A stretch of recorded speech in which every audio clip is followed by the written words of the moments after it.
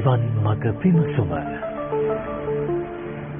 සමන්ත චක්කවාලේසු අත්‍රා ගච්ඡන්තු දේවතා සද්දම්මං මුනි රාජස් සුනන්තු සග්ග මොක්ඛදං ධම්ම ශ්‍රවණ කාලෝ අයං භදංතා ධම්ම ශ්‍රවණ කාලෝ අයං භදංතා ධම්ම ශ්‍රවණ කාලෝ අයං භදංතා නමෝ තස්ස භගවතු අරහතෝ සම්මා සම්බුද්දස්ස නමෝ තස්ස භගවතු අරහතෝ සම්මා සම්බුද්දස්ස නමෝ තස්ස භගවතු අරහතෝ සම්මා සම්බුද්දස්ස සුදුද්දසං සුනීසුනං යත්තකාම නිපාතිනං චිත්තං රක්ඛේත මේදාවි චිත්තං ගුත්තං සුඛවහಂತಿ සද්ධා බුද්ධ සම්පන්න පින්වත්නි සම්මා සම්බුදුරජාණන් වහන්සේ දේශනා කරපු ආකාරයට අපේ ජීවිතය සකස් කර ගැනීම සඳහා මේ ජීවිතය සකස් කරගෙන සසර ජීවිතය සූපපත් කර ගැනීමට අපි හැමදෙනාම විශාල උත්සාහයක් ගන්නට ඕනේ. ඒ සඳහා තමයි අපි ධර්ම ශ්‍රවණය කරන්නේ. ඒ සඳහාම විතරයි. ඉතින් මේ දිනවල මහා චත්තාලසාය සූත්‍රයේ භාවනාවන් පිළිබඳව අපි සාකච්ඡා කරමින් ඉන්නවා. ඒ අතරවාරයේ මේ කරන්න යන වැඩේ මොකක්ද කියලා, මේ කරන කටයුත්ත මොකක්ද කියලා අපි සැකෙමින් නැවත නැවත දැනගන්න ඕනේ. මම කිව්වා හැමදාමත් හැන්දෑවේ අපි සාකච්ඡා කරන කාරණා කීපය ගැන පැයක මේ කාරණාවලට අනුව මේක රෝගයක්, මේක gaduwak ආදී වශයෙන් අපි සිද්ධ කරලා තියෙන විග්‍රහයන් වගේක් තියෙනවා. එතකොට එහෙම ඒ කරලා තියෙන විග්‍රහයන් වලට අනුව ඒ හැඟීම උපදවා ගන්න කියලා මම කිව්වා. හැම වෙලෙම බලන්න ඕන අපි හැඟීම උපදවා ගන්නට. ඒ කියන්නේ අදාළ තමන්ගේ ජීවිතයට අදාළව තමන්ගේ පැත්තෙන් තමන්ගේ ජීවිතයට අදාළව මෙන්න මේකයි පංච උපාදානස්කන්ධයේ ස්වභාවය මේකයි කියලා අවශ්‍ය කරන හැඟීම උපදවන්න දන්න තරමින් කටයුතු කරන්න ඕනේ. මොකද එක එක්කෙනාට තමන්ගේ ජීවිතය දැනෙන්නේ එක එක විදිහට. අතීතයේ තණ්හාව, දෘෂ්ටිමාන, වර්තමානයේ තියෙන දෘෂ්ටිය අනුව තමයි සිතුවිලි පහළ වෙන්නේ. විශේෂයෙන්ම එතකොට තණ්හාව අනුව තමයි අතීතයට ඇදෙන්නේ, අනාගතය හින්දා වික්ෂිප්ත භාවයටපත් වෙන්නේ. ඒ වගේම තමන් ගැන දැනෙන ආකාරය අනුව තමයි මම හැමදාම කියනවා තමන් ගැන දැනෙන ආකාරයක් තියෙනවා. අන්න ඒ දැනෙන ආකාරය අනුව තමයි අන් අය කෙරෙහි මාන්නයක් උපදවා ගන්නේ අන්නේ ශරීර කියලා. එතකොට මමය මගේය කියලා දැනෙනවා නම් යම්කිසි කෙනෙකුට අන්න ඒ දැනෙන ටික ආත්මීය වශයෙන් ශුන්‍ය බව කවදා හරි තේරෙනවා. අපි එකපාරට මම කියලා හිතනකොට එකපාරටම හරි ගැටලුවක්. මොකද මේ කොයි කොටසද මම කියන ගැටලුව එනවා. ඉතින් මේකේ පැටලීමක් තියෙනවා කියලා තේරුම් ගත යුතුම නිසා මේ මම කියන එක ගැන පොඩ්ඩක් අද දවසේ අපි කතා කරන්නටයි සූදානම් වෙන්නේ. මොකද මේ කරගෙන යන භාවනාවට මනා රුකුලක් ඕනේ. ඒ භාවනා කරුණු ටික අපි බොහෝම හිමින් සාකච්ඡා කරන්නේ හේතුව තමන්ගේ වැඩ කටයුත්ත මේත් එක්ක ආරම්භ කරන්න ඕනේ. දවසකට අඩුම ගානේ පැයක්වත් මේ ලක්ෂණ කොහෙද දැන් අපි කිව්වනම්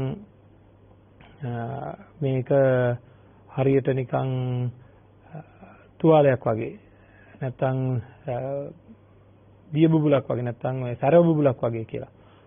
එතකොට මේ හේතු නිසා මේක සකස් වෙන්නේ. එතකොට රෝගයක් වගේ කියලා කිව්වහම ඒ රෝගය කාරණා හොඳ වෙනකන් රෝගයට අදාළ හේතු ටික අයින් වෙනකන් රෝගය නැති වෙන්නේම නැහැ. රෝගයට අදාළ කාරණා ටික අයින් වෙනතුරු රෝගය නැති වෙන්නේම නැහැ. ඉතින් ඒකින්දම අපි උත්සාහ කරනවා කොහොම හරි කරලා මේ රෝගයෙන් අත මිදෙන වැඩපිළිවෙලක් සකස් කරගන්න හේතු අයින් කරනවා. මේ අහවල් හේතු අහවල් දේවල් හින්දායි මේක වෙන්නේ කියලා. ඉතින් ඒ වගේ හේතු අයින් කරනවා. එතකොට රෝගය නැති වෙනවා. විස බීජයේ ස්වභාවය අයින් වෙනකොට ඒ වගේ තමයි අපේ හිතේ තියෙන කෙලෙස් ධර්මත් කෙලෙස් වලට තියෙන හේතුව අයින් වෙනතුරු අයින් වෙන්නේ නැහැ. කොහොමත්ම අයින් වෙන්නේ නැහැ. ඉතින් එකම දේ දිහා බල එකම දේ දිහා එකම දේ එකම දේ විඳ අර ගෙඩියක් ගැන කිව්වහම කිව්වේ පුපුරු ගහනවා වගේ කියලා. පුපුරු ගහනවා වගේ කැක්කුමයි පුපුරු ගහනවා වගේ. ඉතින් හිත ඇතුලේ කැක්කුමයි පුපුරු ගහනවා වගේ.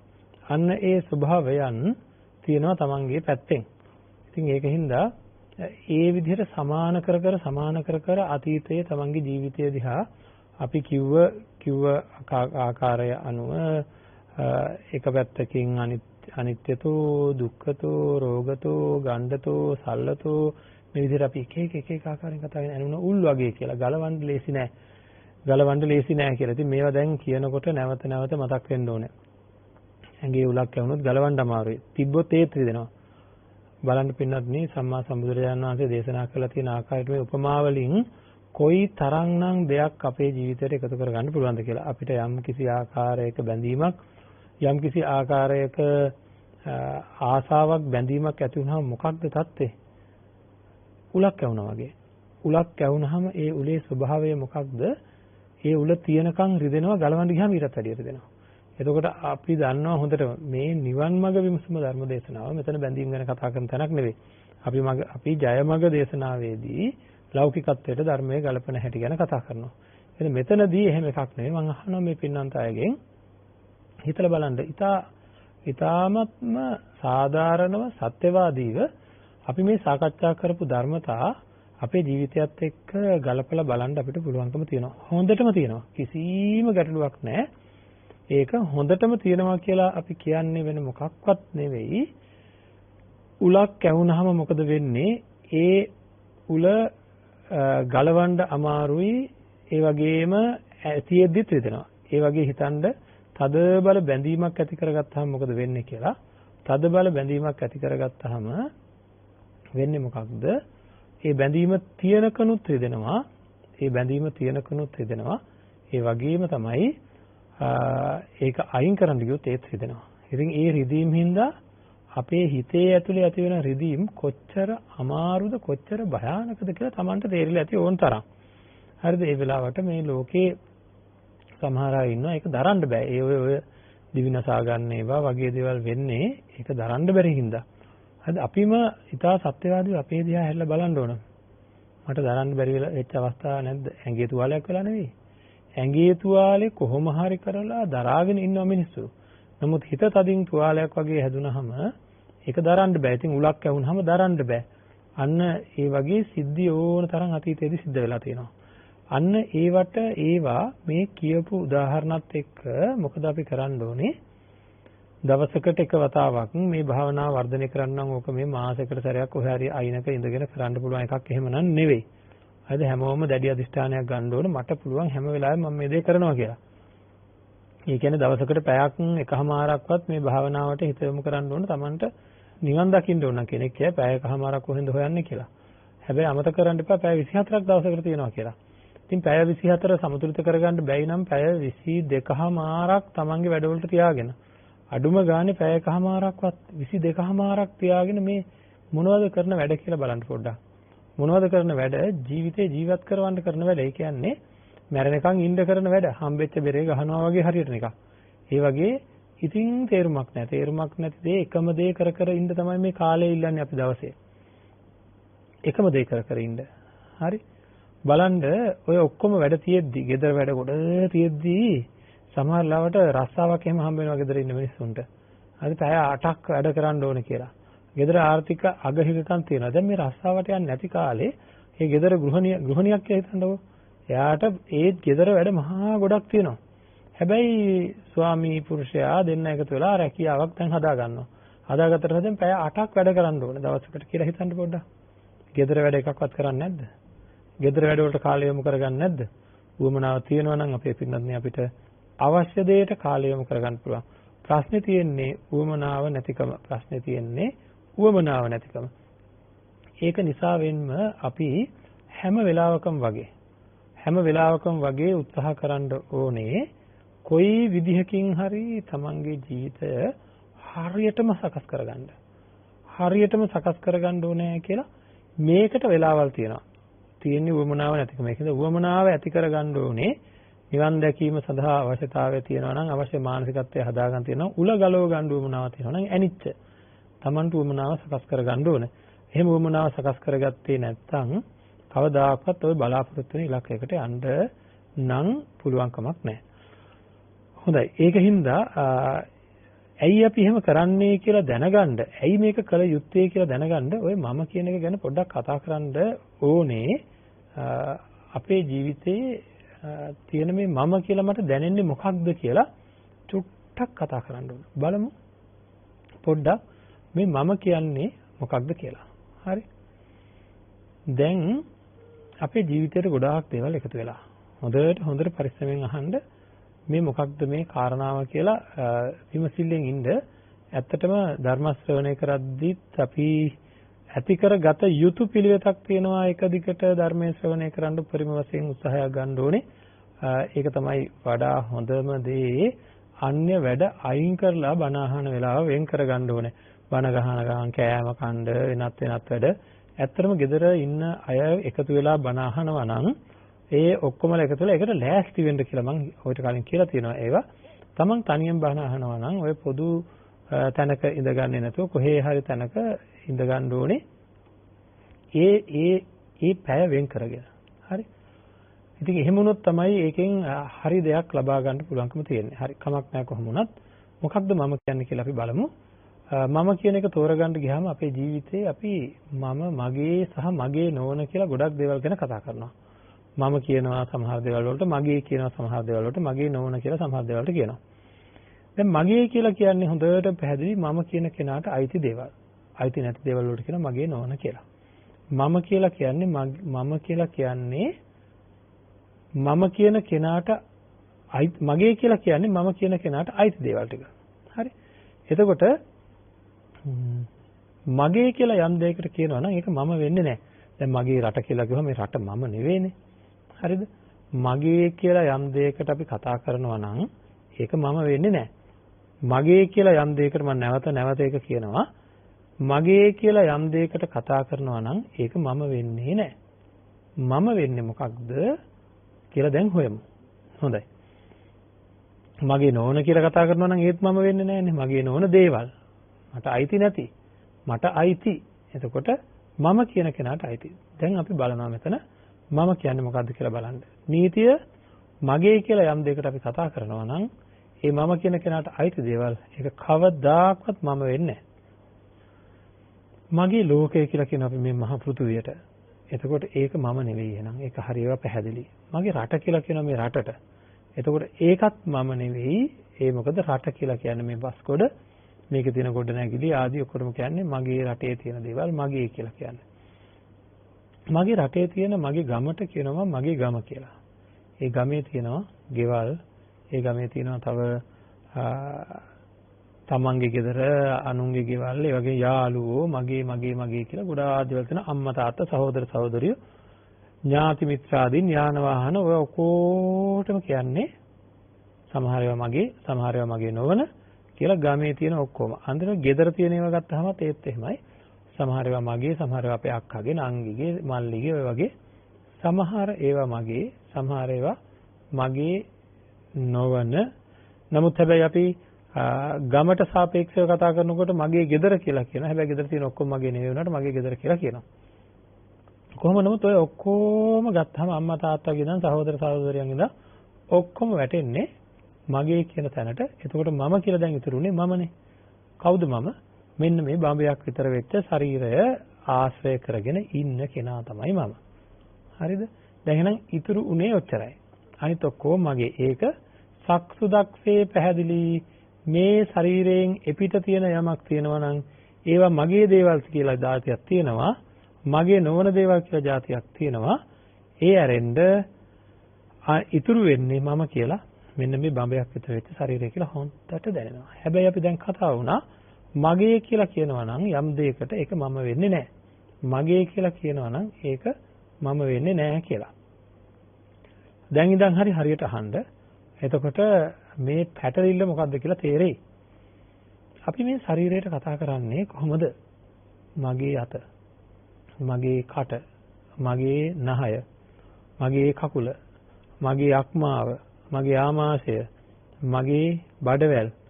එතකොට මුළු ශරීරයේ යම්කිසි පුංචි අංශුවක්, ලේ බිඳුවක් තියෙනවා වුණා තේරෙන්දර කියන්නේ මගේ ලේ කියලා. එහෙනම් මේ ශරීරයේ තියෙන පුංචි අංශුවක්වත්, රෝම කූපයක්වත් අඩුම ගානේ ඔක්කොටම කියන්නේ අපි මගේ කියලා. මගේ කියන්නේ මොකද්ද? මම කියන කෙනාට අයිති.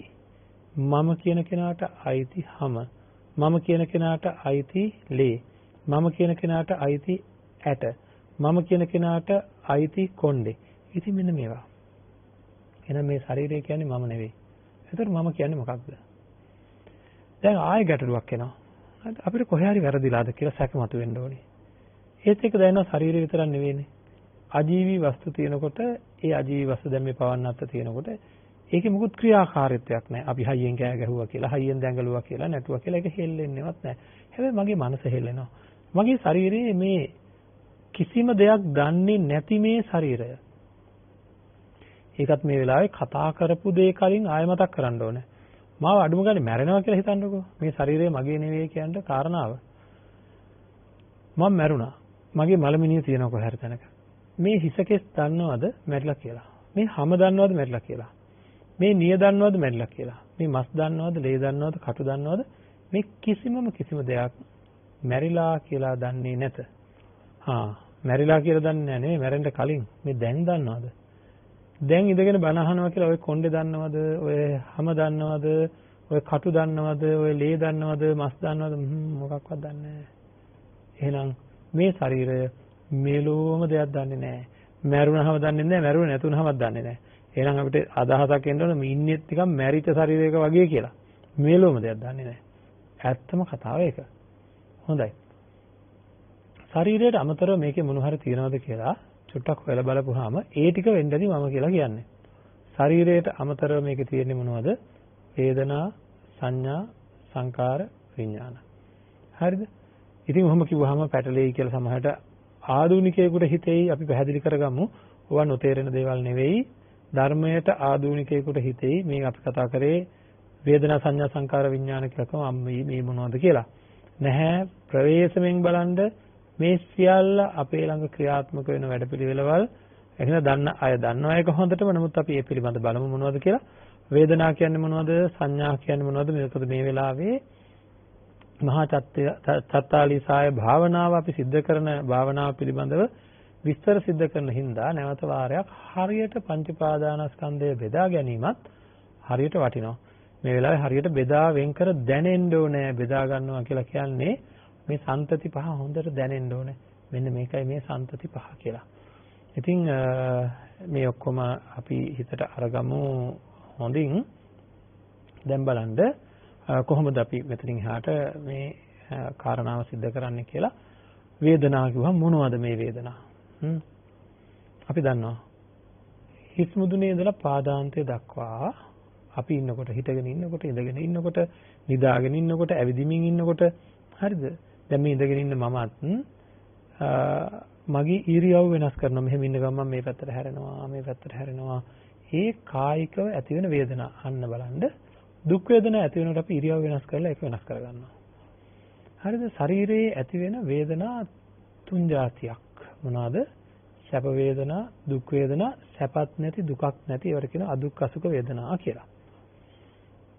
මේවා හටගන්න තැන් 6ක්.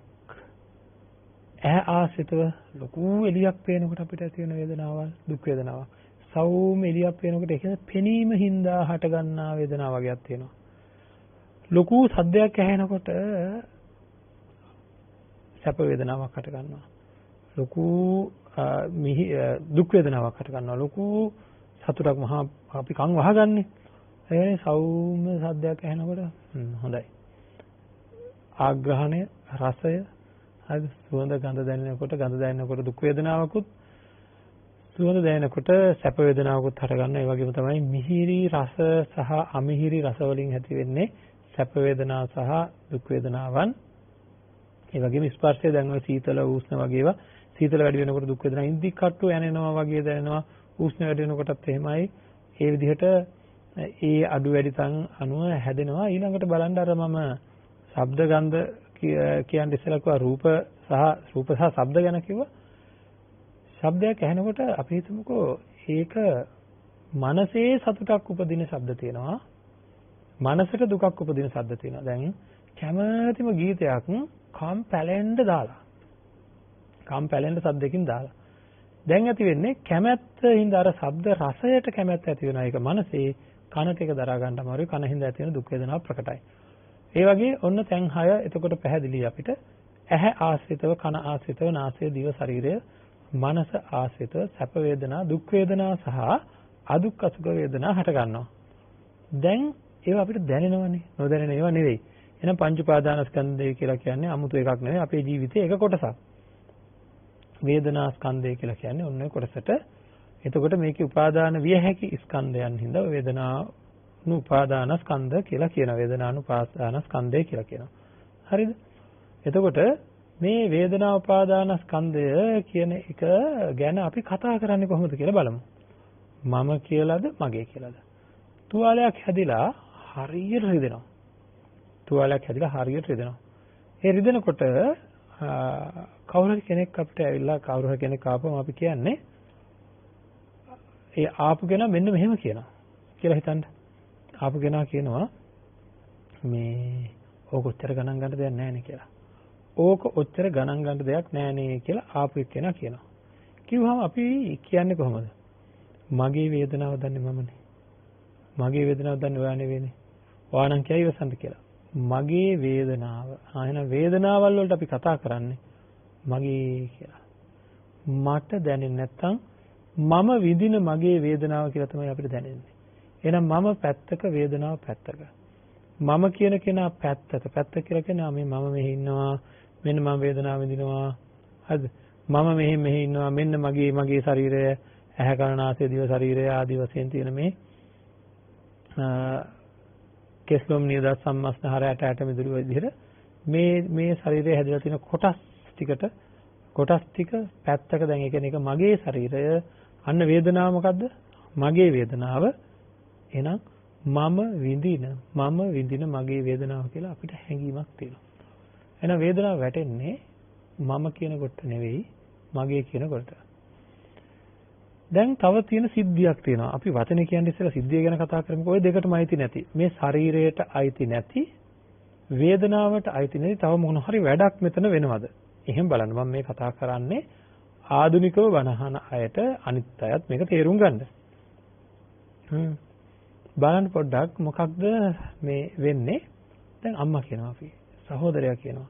සහෝදරිය කියනවා. නැත්නම් රටේ ජනප්‍රිය කෙනෙක්ගේ නමක් කියනවා. කියනකොටම මේ පවන්නත් වෙන මොකුත් වෙනසක් වෙන්නේ නැහැ. පවන්නත් ඇද වෙන්නෙත් නැහැ මොකවත් වෙන්නේ නැහැ. හැබැයි එක එක නම් කියනකොට දැන් විශේෂයෙන් මේ දවස්වල දේශපාලඥයෙක්ගේ දේශපාලන නායකයෙක්ගේ නම් කියනකොට සමහර අයගේ මූණු මල් පිපෙනවා වගේ හැදෙන අතේ සමහර අයගේ මූණු ඇකිලෙනවා. හරිද? ඒ ඇකිලෙන් ඉස්සෙල්ලා මම කියනවා දෙගොල්ලම හැබැයි මේ නම කියනකොට එයාව හඳුනා ගන්නවා. එයාගේ මූණ මැවිලා වගේ පේනවා. හරිද? මේ දැන් අපි හිටපු ජනාධිපතිතුමා ඉන්න ජනාධිපතිතුමා කියනකොට ඔය දෙන්නම මැවිලා වගේ පේනවා. චිත්‍ර දෙකක් වගේ පේනවා. අන්නේ මේ කියන්නේ මොකක්ද කියලා හඳුනා ගන්නවා. අපි මේ කියන්නේ මොකක්ද කියලා හඳුනා ගන්නවා. අන්න ඒක තමයි වෙන්න ඕන දේ. හරිද? අන්න ඒක තමයි වෙන දේ. ඒක තමයි හඳුනා ගන්න ඕන දේ. අන්න ඒ හඳුනා ගැනීමට කියනවා. අරලිය කියනකොට පිච්ච කියනකොට සමන් කියනකොට හරි මේ ඔක්කොම කියනකොට හඳුනා ගැනීමක් තියෙනවා. අන්න ඒ හඳුනා ගැනීමට කියනවා ඒ හඳුනා ගැනීමේ ක්‍රියාවලියටයි කියන්නේ සංඥාව කියලා. හරිද? ඒ හඳුනා ගැනීමේ ක්‍රියාවලියට කියනවා සංඥාව. ඒක අපි ළඟ සිද්ධ වෙන වැඩක්. අපි ළඟ සිද්ධ වෙන ක්‍රියාවලියක්. හරි? අන්න ඒක තමයි අපේ පැත්තෙන් අපි ඔන්න තේරුම් ගන්න ඕනේ. ඒ හඳුනා ගැනීම කියන එක මේ හැදිච්ච ශරීරය නෙවෙයි, ඒ වගේම වේදනාවලුත් නෙවෙයි, මේ ඇවිල්ලා මොකක්ද? සංඥාව කියලා කියනවා ඒකට. ඉගෙන ගන්නවා කියලා මොකද කරන්නේ? ඉගෙන ගන්න. හරි. ඉගෙන ගන්න කෙනෙක් උපාධියක් ගන්නවා කියන්නේ නැත්නම් වෙන මොන හරි දෙයක් ඉගෙන ගන්නවා කියන්නේ දැන් අපි හිතමු නිකන් හිතමු උදාහරණයකට කවුරුත් දන්න දේවල් හින්දා.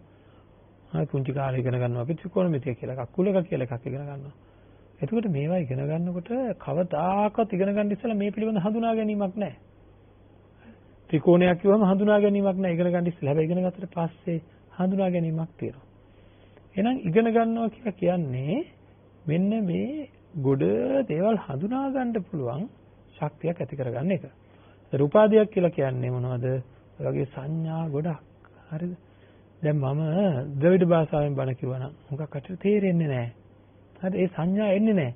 දැන් මේ සිංහල භාෂාවෙන් බණ කියනකොට සිංහල දන්න අය තේරෙන්නේ. හැබැයි මෙතන සිංහල තේරෙන්නේ නැහැ කියලා කියන්නේ සංඥා එන්නේ නැහැ. අම්මා කියනකොට සංඥා වෙන්නේ නැහැ. සහෝදරයා කියනකොට සංඥා වෙන්නේ නැහැ.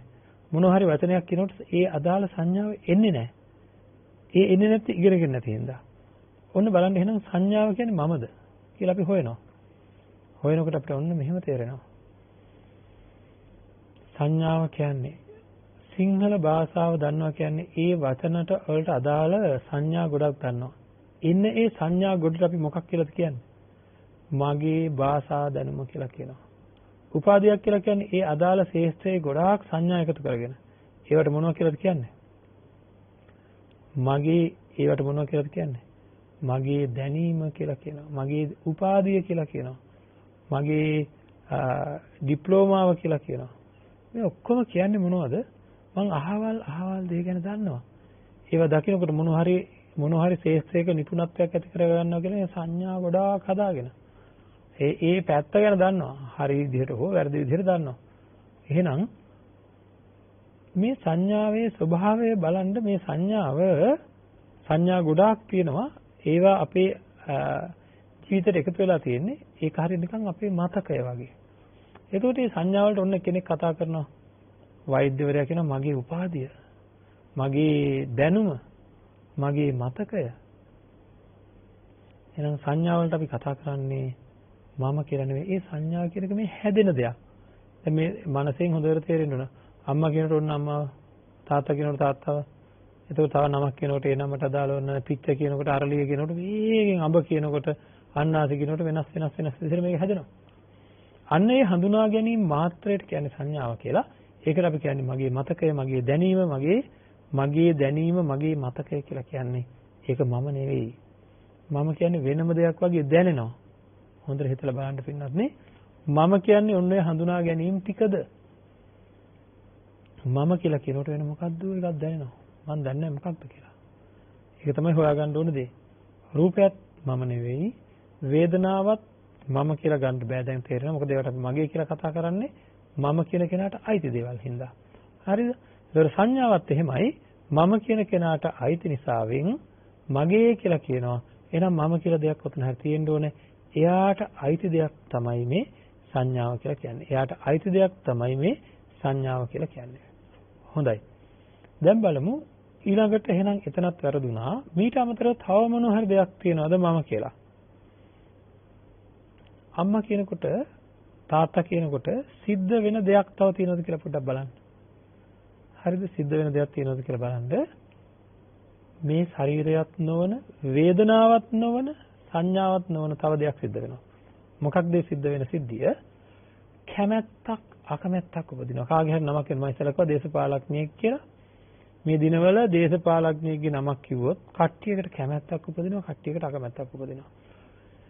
එතකොට ඇහැට කනට ඒ ශබ්දය ඇහිලා ඒක මේ රූපයට අදාළ දෙයක්. ඒත් එක්ක දුක් වේදනාවක් හෝ සැප වේදනාවක් ඇති වෙලා කැමති නම් සැප වේදනාවක් ඇවිල්ලා අකමැති නම් දුක් වේදනාවක් ඇවිල්ලා.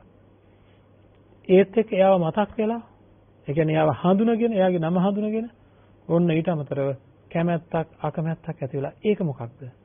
ඒක රූපත් නෙවෙයි, වේදනාත් නෙවෙයි, සංඥාවත් නෙවෙයි. අන්න ඒ හිතේ ඇති වෙන සකස් වීමක් ඒක. කැමති විදිහට හිත හැදෙනවා. අකමැති විදිහට හැදෙනවා. ප්‍රිය විදිහට, අප්‍රිය විදිහට, කෑදර, ගිජු මේ වගේ නොයෙකුත් ආකාරයේ එක එක දේවල් විදිහට මේ ශරීරය හැදෙනවා. හරිද?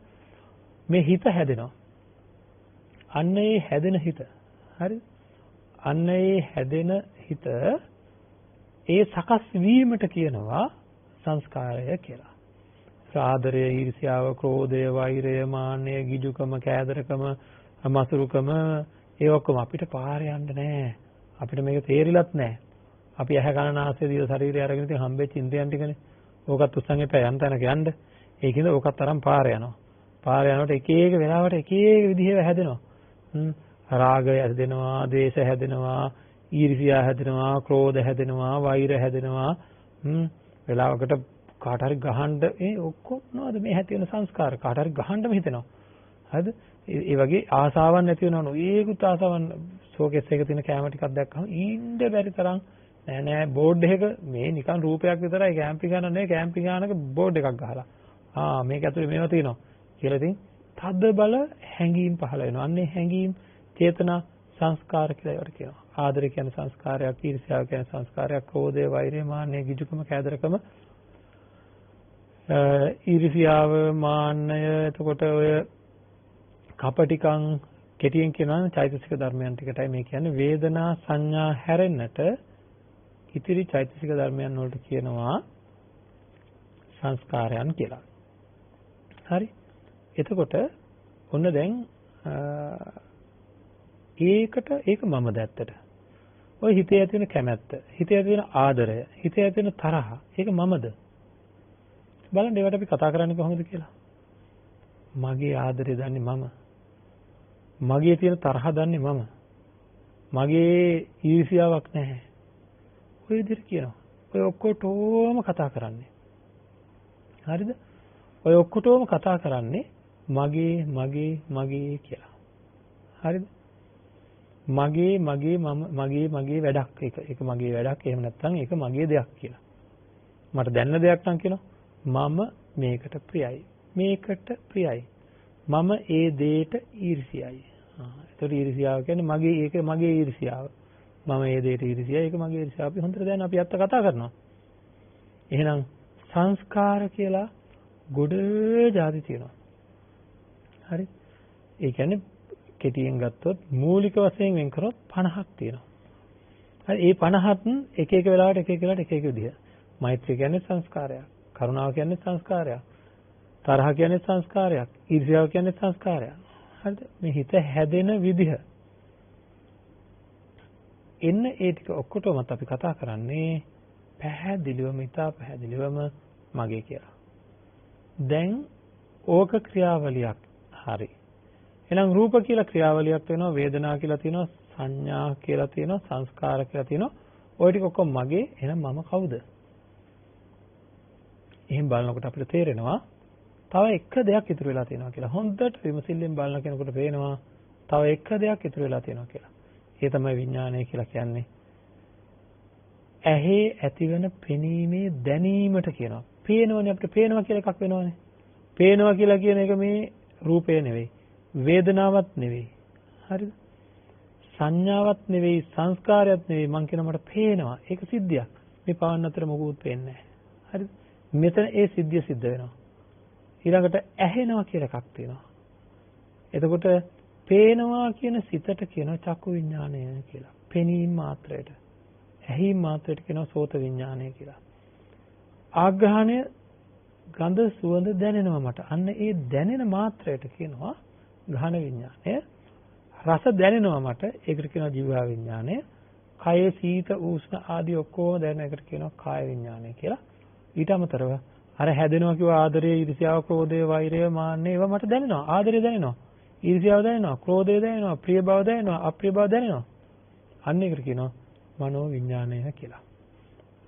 දැන් මොනවද එහෙනම්? චක්කු විඥාන, සෝත විඥාන, ගාහන විඥාන, ජීව විඥාන, කාය විඥාන, මනෝ විඥාන.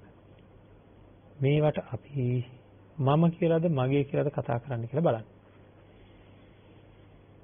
ඇහි පෙනීම අඩු වෙලා. පෙනීමනේ. දැන් චක්කු විඥානය කියන්නේ නැත්නම් හිත කියන්නේ විඥානය කියන්නේ පෙනීම ඇහැ පැත්තෙන් ගත්තොත්. ඒක කොහොමද අපි කියන්නේ?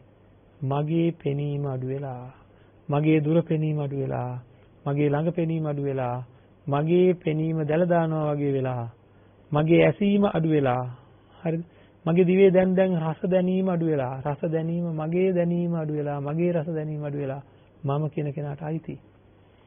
මම කියන කෙනාට අයිති විඥානය. එහෙනම් විඥානය කියන ඔක්කොම ටික අයිති වෙන්නේ මම කියන තැනට නෙවෙයි, මගේ කියන තැනට. දැන් කවුරු හරි හොයනවා තමන් ළඟ හරි අනුන් ළඟ හරි ඔය කතා කරපු දේවල් පහට අමතරව මේ ලෝකේ මොනවා හරි තියනවාද? තව මොනවා හරි තියනවාද? අපි කතා කරා කාරණා පහක්. එකක් රූප. දැන් ඒ කියන්නේ මගේ කය, මගේ ශරීරය. ඒ වගේ තමයි බාහිරින් තියෙන ඔක්කොම තියෙන්නේ ශරීරය මේ වගේ. ඊළඟට වේදනා. ඒතර බාහිරින් තියෙන හැම තැනකම ශරීර ආශ්‍රය කරගෙන සත්තු, තිරිසන් සත්තු පව ඔක්කොම ගත්තොත් වේදනා. සංඥා. බාහිරක් තියෙනවා, මෙතනක් තියෙනවා. හරි. සංකාර. ඊර්ෂ්‍යාව, ක්‍රෝධය, වෛරය, මාන්නය වගේ මගේ ළඟක් තියෙනවා, වෙන තැන්වලත් හැදෙනවා. එතකොට ගස් කොළ මල් ආදී මේ ඔක්කොම ගත්තාම ඒවා රූප කොටටමයි වැටෙන්නේ. මේ අපේ ශරීරය වගේ. ඒ වගේ මේ වගේ වෙනසකුත් නැහැ. එතකොට ඒ වගේම තමයි කූඹියාගේ ඉඳන් නැත්නම් පුංචි සතාගේ ඉඳන් ලොකු සතා දක්වා විඥානයේ හට ගැනීමක් තියෙනවා. සිත් පහළ වෙනවා. එතකොට ඔය ටික ඇරෙන්න මේ ලෝකේ මොනවා හරි තියනවද තව? ඔය කියපු කාරණා පහ ඇරෙන්න, ඔය කියන ක්‍රියාවලි පහ ඇරෙන්නට මේ ලෝකේ තව මොනවා හරි තියනවද? හොඳට තේරුම් ගන්න. මොනවත් නැහැ. හොඳට විමසලා බලන්න. කිසි දෙයක් නැහැ. හරි. කොහේ හෙව්වත් හම්බෙන්න දෙයක් නැහැ. හරි. එකම දෙයක් තියෙනවා. ඒ තමයි නිර්වාණය අපි තාම සාක්ෂාත් කරගෙන නැති. ඒක මෙතෙන්ට අදාළ වෙන්නේ නැහැ. මේ හොයන හේවිලට ඒක අදාළ වෙන්නේ නැහැ. අම්මාය කිව්වත් තාත්තාය කිව්වත් එතනක් තියෙන මොනවද? මේ වගේ මොන ශරීරයක් තියෙනවා. මේ වගේම වේදනාව වගේක් ඒතන හට ගන්නවා. මේ වගේම මාව දකින්නකොට සංඥා වගේක් හට ගන්නවා. ඒ වගේ මෙතනත් ආදරය, ඊර්ෂ්‍යාව, ක්‍රෝධය වගේ ඔය ටික හට ගන්නවා. සහ පෙනීමේ දැනීමක්, ඇසීමේ දැනීමක්, විඳීමේ දැනීමක් තියෙනවා. අම්මා කියලා කිව්වම ඊට වැඩි මොනවද තියෙන්නේ? තාත්තා කිව්වම මොනවද කියන්නේ? ආදරය කරන කෙනා කිව්වොත් ඊට වැඩි මොනවද තියෙන්නේ? රූප, වේදනා, සංඥා, සංකාර, විඥාන කියන ඔන්න පහක් තමයි එහෙට මෙහෙට වෙවි යන්නේ, ඇවිදින්නේ ඔක්කොම කරන්නේ. මං අහනවා එහෙම කිසිමම දෙයක් මේ ලෝකේ එතනින් එහාට නැහැ. හෙව්වට හම්බෙන්නේත් නැහැ. ඔය පහ විතරයි තියෙන. ඔය තමයි කුඩාම ඒකක, කුඩාම ගැලීම. දැන් අපේ පින්නන්ත අය අවධානය යොමු කරන්න ඕනේ. එහෙනම් මට දැනෙනවා මම කියලා එකක්. මට දැනෙනවා මම කියලා එකක්. අන්න ඒ මම කොයි කෑල්ලද? කොයි කොටසද? හරිද? මට දැනෙන මේ මම කියලා කියන කොටස කොයි කොටසද? හෙව්වොත් හොයාගන්න පුළුවන්ද කියලා බලන්න. ඉතින් පැය ගණන් හොයන්න ඕනේ. අවුරුදු ගණන් හෙව්වත් කමක් නැහැ. එහෙනම් මම කියලා කියන්නේ මොකක්ද? මම කියලා කියන දේ පිළිබඳව පැටලිල්ලක්ද ඒක? එහෙම එකක් සැබෑවටම නැද්ද? සැබෑවටම නැද්ද? හොඳට කල්පනා කරන්න. ඇත්තට මේ පැටලිල්ල තියෙන අපේ නැත්නම්. අපි ඔතෙන්ටම ඔය මගේ කියන දැන් ඔක්කොම මගේ කියලානේ ගත්තේ. මගේ කියලා දෙයක් තියෙනවද කියලාත් අපි හෙට දිනේ හොයලා බලමු. මගේ කියලා දෙයක් තියෙනවද කියලා. ඒක වෙනම කතාවක්. දැන් ඔක්කොම මගේ කියන පැත්තට වැටුනේ. නමුත් දැන් අපිට හොඳට තේරෙනවා මම කියලා දෙයක් හොයාගන්න නැති බව. පැටලිල්ලක් එතකොට. මොකද්ද මම කියන්නේ කියලා. අපි මනස්කල්පිත නාට්‍යයක් බලනවා.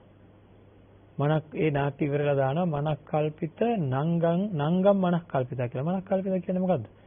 සැබෑවටම නැති මනසක ඇතිවෙච්ච කල්පනාවක්. ඒ ලිපිනයක් ඒකේ අපි ඒ ටෙලි නාට්‍ය ගමක ලිපිනයක් තියෙන ගෙදරක මොකක් හරි තැනක තමයි මේක හදලා තියෙන්නේ. ඒ ගෙදර තමයි මේ කියන කට්ටිය ඉන්නේ. ඊට පස්සේ අපි කල්පනා කරනවා හොයාගෙන යන්න ඕනේ. මේ කට්ටිය බොහොම හොඳ කට්ටියක්. දැන් නාට්‍ය හැටියට හොයාගෙන යන්න ඕනේ කියලා කවුරු හරි කෙනෙක් නංගන් සහිතව හොයාගෙන ගියොත් එහෙම ගමක්වත් එහෙම කෙනෙක්වත් හොයාගන්න හම්බෙන්නේ නැහැ. ඇයි ඒක සැබෑවට තියෙන දෙයක් නෙවෙයි. ඒක මනසේ ඇතිවෙච්ච කල්පනාවක් විතරයි. දැන් තේරෙන්න ඕනේ. රූපය මම කියලා ගන්න පුළුවන් කමක් නැහැ. වේදනා, සංඥා, සංකාර, විඥාන කියන මේ ක්‍රියාවලින් එකක්වත් මම කියලා අපිට හිතන්න ගන්න පුළුවන් කමක් ඇත්තේ නැහැ. හරිද? මම කියලා අපිට ගන්න පුළුවන් කමක් ඇත්තේ නැහැ. එතකොට එහෙනම් අපි හොඳින් තේරුම් ගත යුතු තියෙනවා නේද? අපි තා හොඳින් තේරුම් ගත යුතු තියෙනවා නේද? මම කියලා ගන්න පුළුවන් කමක් ඇත්තේ නැහැ. මම කියලා ගන්න පුළුවන් කමක් ඇත්තේ නැහැ. එහෙනම් මනසේ ඇතිවෙච්ච කල්පනාවක් විතරයි. ඒක සංකල්පනාවක් විතරයි. මම කියලා ඒ වුණාට දැනෙනවා අපිට. ඒ සංකල්පනාව දැනෙනවා. ඒකයි මම හැම වෙලෙම වෙනස් වෙන්නේ. මට වැඩිය දක්ෂ පිරිසක් ඉන්න තැනට යනවා. හැම පැත්තෙම ධනය තියෙන බලය තියෙන ඔය සාදයකට හරි මොකක් හරි එකට ගිය වෙලාවක ලොකු පිරිසක් ඉන්න තැනකට යන්න ඕන. කොහොමද මම දැනෙන හැටි? මම පුංචි ඇකීලා වගේ ඉන්නේ. එතකොට මම Tamanට දැනෙන මම පොඩි වෙලා. හරි. ඊළඟට මට වැඩිය දුර්වලම කට්ටියක් ඉන්න තැනකට ධනයෙන් අඩු බලයෙන් අඩු තැනකට යනවා. දැන් කොහොමද මම ඇවිදින්නෙත් 아무තු විදිහට කතා කරන්නෙත් 아무තු විදිහට. හිනහා වෙන්නේ වැඩ කරන්නේ 아무තු විදිහකට. හරිද? කොහොමද මම වෙනස් වෙන හැටි? ඔය දෙකෙන් කෝකද මම? එතකොට හැම නිමේෂයකම මම කියලා මේ දඟලන්නේ මනසේ ඇති වෙන කල්පනාවක් එක්කයි මේ සටන. මේවා තේරුම් ගන්න බැරුව අපි මම මෙහෙම කෙනෙක් මම මේ જાතියේ මට මෙන්න මේ වගේ අසාධාරණකම් කරා කිය ලොකු කෝලහලයක් ඇති කරගන්නවා ජීවිතේ. නැති දෙයක් තියෙනවා කියලා හිතාගෙන. බුදුරජාණන් වහන්සේ මේකට දේශනා කරන්නේ මිරිගුව පස්සේ යන මුව වගේ කියලා. මුවාට ඈත වතුර පේනවා. ඉතින් දුවනවා දිවිල්ල. ඈත වතුර පේනකොට දුවනවා දිවිල්ල. ගිහින් බලනකොට එතෙන්ට ගියාම නෑ මිරිගුව දැකලා තියෙන්නේ. එතෙන්ට ගියාම තවත් ඈත වතුර තියෙනවා පේනවා. ඉතින් ඒත් දුවනවා. ඒ දිවුවම ආයෙත් එතන නෑ සැබෑවටම වතුර. අන්න ඒ වගේ නැති දෙයක් තියෙනවා වගේ පේනවා දැනෙනවා. අන්න එහෙම එකක් මම කියලා කියන්නේ. හරියටම හොයලා බැලුවොත් කියන හින්දා පිළිගන්න එපා. මේක කියන හින්දා පිළිගත යුතු නැත. අපි දැන් අද සාකච්ඡා කරද්දී ඊ타මත්ම තර්කානුකූලව ඊ타මත්ම ක්‍රමානුකූලව අපි මේ දේවල් ගැන බැලුවා. කොයි කෑල්ලද මම? මේ ශරීරයට මම කියන්න බෑ. අනුන්ගේ ශරීරයකට මම කියන්නත් බෑ. මේ වේදනාවට මම කියන්න බෑ. ඒක මම කියන කෙනාට දැනෙන වේදනාව. අනුන්ගේ වේදනාවලට කොහොමත් මම කියන්න බෑ. මගේ තුල ඇතිවෙන හඳුනා ගැනීම වගේක් තියෙන එක ක්‍රියාවලියක්. ඒකට මම කියන්න බෑ. අනුන්ගේ තුල හට ගන්නා වූ හඳුනා ගැනීම තියෙන එකට කොහොමත්ම මම කියන්න බෑ. මගේ තුල තියෙන ආදරය, ඊර්ෂ්‍යාව, ක්‍රෝධය, වෛරය, මාන්නය වගේ සකස් වීම වගේක් තියෙනවා. ඒවට මම කියන්න බෑ. එහෙනම් අනුන්ගේ ඒවට කොහොමත්ම මම කියන්න බෑ. ඒ වගේ මගේ ඇතිවන ඇහි ඇතිවන පෙනීමේ දැනීමට කනේ ඇතිවන ඇසීමේ දැනීම ආදී මේ දැනීම් වලට නැත්තම් විඥාණයට මම කියන්න බෑ. අනුන්ගේ තුල සකස් වෙනවා කියලා දැනෙනවට කොහොමත්ම මම කියන්න බෑ. එතකොට මේ ලෝකේ මොන දෙයකට මම කිව්වද කියලා ලොකු ප්‍රශ්නයක්. ඒක එහෙම තියාගෙන අපි ඒක තේරුම් ගන්නේ නැතුව, ඒක දැනගන්නේ නැතුව, ඒක තේරුම් ගන්න නැතුව අපි ලොකු ගමනක් යනවා. හරිම අසාධාරණයි. මේ ස්වභාව ධර්මයේ තුල ස්වභාව ධර්මයේ තේරුම් ගත්තේ නැත්නම් එහි ඇත්ත తත්වය අපි හරියට දුක් විඳිනවා. මම කියන කෙනාට සාධාරණයක් ඉෂ්ට කරන්න. මම කියන කෙනාට සාධාරණයක් ඉෂ්ට කරන්න කියලා නැති දෙයක් පසුපස වේගෙන් දුවනවා. ඔය මම කියන සංකල්පය ගැන ඔය විදිහට හරියට තේරිලා නිවැරදි සංකල්ප ඇති වුණාද? අම්මාය, තාත්තාය, සහෝදරයය, ඥාතියය ආදි වශයෙන් කියන හැම කෙනා ගැනමත් ඒ වගේ නිවැරදි සංකල්පන ඇති වෙනවා. කෙනෙක්ව දැක්කම තේරෙනවා මෙතන තියෙන ක්‍රියාවලි පහක්.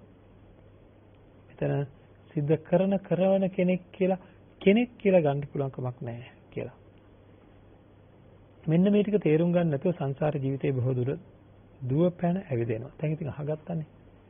දැන් හිතයි යම් කිසි කෙනෙක් දැන් තේරුණාද කියලා. මාත් කියයි දැන් ඉතින් අහගත්තනේ ඒකින්ද ඇතිද ඔය. කොහොම අහගත්තටමදි. ඒක තමයි අපි කතා කරේ අර අනුලෝමික ශාන්තිය කියලා. අහගත්ත දේ ඔය ලක්ෂණ වලට අනුව පිරික්සමින් අපි දැන් මම කියලා කියන්න බෑ කියන්න යම් කිසි ආකාරයක ලක්ෂණ වගේක් කිව්වා. ඒ ලක්ෂණ වලට අනුව යමින් පිරික්සමින් තමන්ගේ ජීවිතය හිමින් බලන්න ඕනේ. හරිද? පිරික්සමින් හිමින් බලන්න ඕනේ කොහොමද මේකේ සැබෑවටම මම කියලා ගන්න පුළුවන්ද කියලා පිරික්ස ගන්න බැරිකමයි තියෙන්නේ. ඒ පිරික්ස ගන්න බැරියයි වේදනා, සංඥා, සංකාර, විඥාන කියන මේ සංතතියට තමන්ගේ හිත යොමු කරන්න හදනකොට අපි කලින් කියලා තියෙනවා මේක හැම තැනම වෙන කල්පනා වලට යනවා. මගෙන් කිසිම අවසරයක් නැතුව ඔහේ ඔව්වා පිරික්සන්න නම් ලෑස්ති වෙන්න එපා. මෙන්න වෙන වැඩේ කියලා මොකද කරන්නේ? ඈතට ගොඩාක් ඈතට මේ හිත අරගෙන යනවා. හරිද?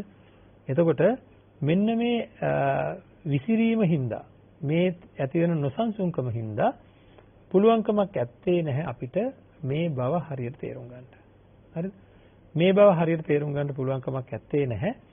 ඒක තමයි අපේ පැත්තෙන් අපිට විඳින්න වෙලා තියෙන ලොකු ගැටලුව. හරි? තේරුම් ගන්න උවමනාදී දැන් තේරෙන්න ඇති. ඒකටයි අපි අනුලෝම ශාන්තිය ඇති කරගන්නේ. ඒක තමයි අර මහා චත්තාලීසාය භාවනාව සිද්ධ කරන්නේ. ඒක කරනකොට ටික මොකද වෙන්නේ අපිට අර පරිසරයේ තියෙන තද බැඳීම් වෙනුවට ටික ඒවා අඩු වෙලා ඒකත්වයකට එනවා. 40 ආකාරයක මෙනෙහි කිරීම සිද්ධ කරනකොට ඒකත්වයකට එනවා පින්නත් නේ. අන්න ඒකත්වයකට එනකොට මොකද වෙන්නේ? අපිට තේරෙන්න පටන් ගන්නවා මේකේ මම කියලා ගන්න දෙයක් නැහැ කියලා. ඒක තේරෙන්න මේ වේදනා සංඥා සංකාර විඥාන සහ රූප කියන මේ කොටස් වලට තදින් හිත යොමු කරගන්න ඕනේ. එහෙම හිත යොමු කරගත්තට පස්සේ තමයි පුළුවන්කම තියෙන්නේ ඒකේ තියෙන සැබෑ తත්වය තේරුම් ගන්න. එහෙම සැබෑම తත්වයක තේරුම් ගත්තොත් අපිට කිසි ගැටලුවක් නැතුව මේ වැඩ කටයුත්ත ඉවර කරගන්න පුළුවන්කම තියෙනවා. ඒ කියන්නේ මේ ජීවිතේ තේරුම් ගත්තා කියලා කියන්නේ ඔය තණ්හාව නැවත දැකීමේ නැවත ඇසීමේ නැවත මේවා පසුපස හඹාගෙන යෑමේ හිතේ ඇති වෙන උත්සාහය නැති වෙලා යනවා. ඒ අවශ්‍යතාවය අපි ඇති කරගෙන තියෙන අපෙන් ඒ අවශ්‍යතාවය ඉල්ලන හින්දා. අන්නේ ඉල්ලන අවශ්‍යතාවය නැති වෙනකොට ඉතින් කිසි ගැටලුවක් නැහැ. හිතලා බලන්න. සුරාපානයට ගොඩාක් ලොල් වෙච්ච කෙනෙක් ඉන්නවා නම් ඒ ලොල් වෙච්ච කාලේදී එයා තද බල විදිහට සුරාපානයට ඇබ්බැහි වෙලා ඉන්න කාලේ හරි අමාරුයි එයාට. නමුත් හැබැයි මේකෙන් අත මිදිලා ඒ ගැන ඇල්මක්වත් නැති කාලයක් එනකොට එයාට ඒක ගැන කිසිම අවශ්‍යතාවයක් නැති වෙනවා. අන්න බලන්න එතකොට ඒක තිබ්බත් එකයි නැතත් එකයි.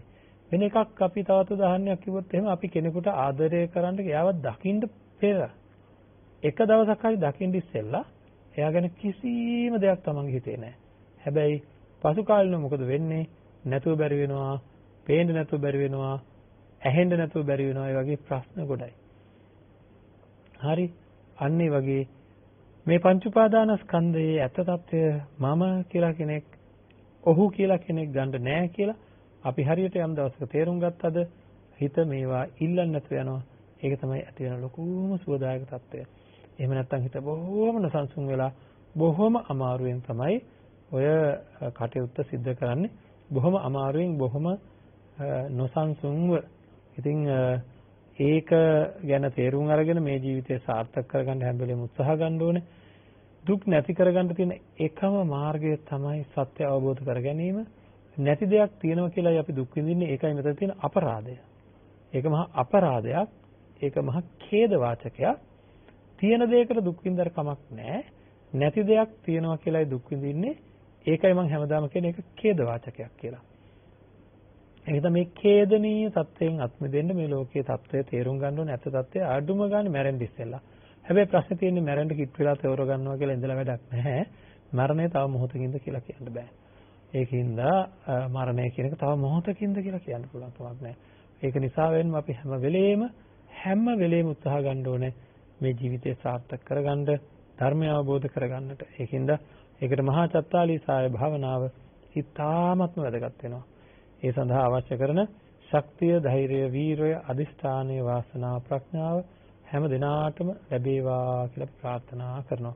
නිවසේ ඉඳන් ධර්ම ශ්‍රවණය කරපු පින්වන්ත පිරිසට ඒ ධර්මයේ ශ්‍රවණය කරන්නට හැකියාව ලැබුණේ කල්යාණ මිත්‍ර දායකත්වයන් ලබා දුන්න පින්වන්ත අයගේ බැතිබර දායකත්වය නිසාවෙන්.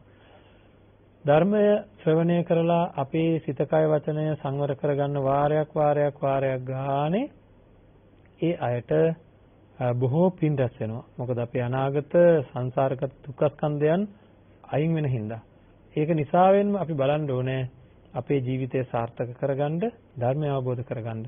ඉතින් මේ ධර්මය දේශනාව සඳහා දායකත්වයේ දරපු පිරිසට අපි හැමදෙනාම තුළ ජනිතුනාව සියලු පුණ්‍ය ශක්තියින් අනුමෝදන් වේවා.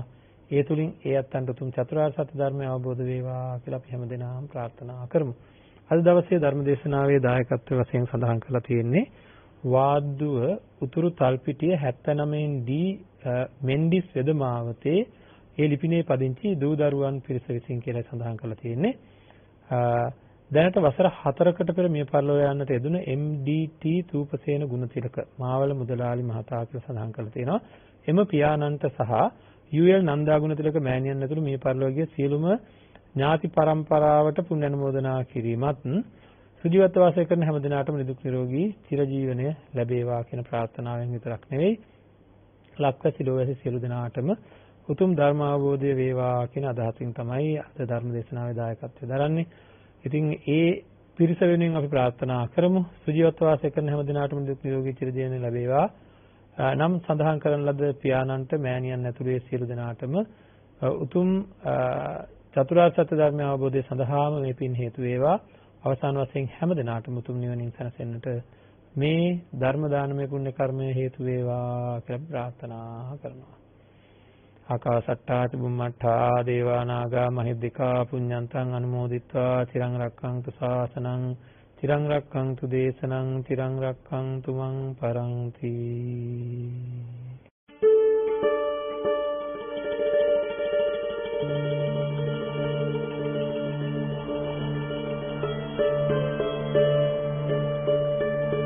නිවන් මඟ විමසුම